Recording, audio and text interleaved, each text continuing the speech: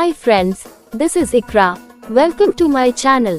In this video I will elaborate on the evidence of flesh-eating birds which are also called raptors in the Holy Quran. Birds of prey, or raptors, include species of bird that primarily hunt and feed on vertebrates that are large relative to the hunter. Additionally, they have keen eyesight for detecting food at a distance or during flight, strong feet equipped with talons for grasping or killing prey, and powerful, curved beaks for tearing flesh. Most birds catch prey with their bills. Hawking is a feeding strategy in birds involving catching flying insects in the air.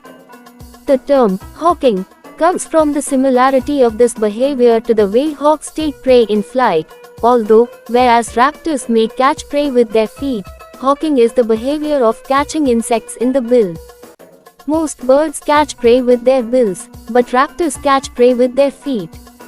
This was known recently, however this was portrayed in the Quran 1400 years before it was discovered. Quran says in chapter 22 and verse 31, being true to Allah, without associating anything with Him.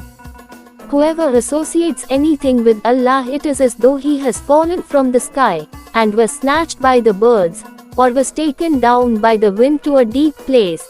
In this verse, was snatched by the birds, shows that if these birds attack humans, then definitely these are flesh-eating raptors.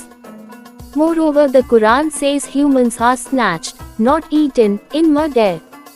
If those birds snatch humans without eating them in mid-air, then this means they use their feet. Today we know that raptors catch prey with their feet, not their bills.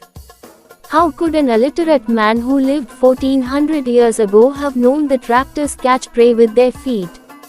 The Holy Quran is no doubt a wonderful miracle of Allah Almighty. Thanks for watching my video. Don't forget to like, share and subscribe to my channel.